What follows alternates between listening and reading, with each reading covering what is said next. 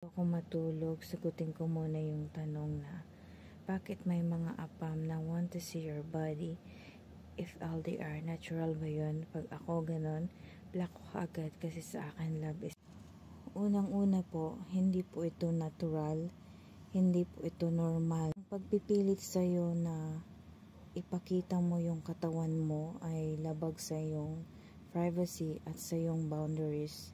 This is a very huge red flag. Kahit anumang relasyon, Pinoy man o foreigner, napakamali po.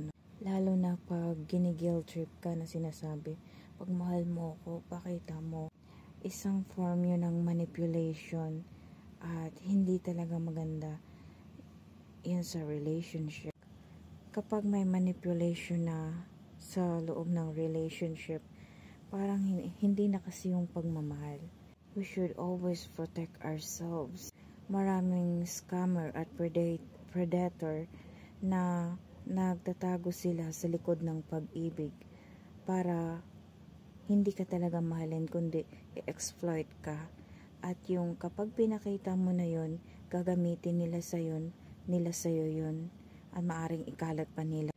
Kung ang focus ng apam ay sa katawan mo lang, imbes na magplano tuloy kayo para sa future nyo, paano ko nyo papalakihin yung anak nyo, saan kayo titira, hindi po seryoso yung ganong apam.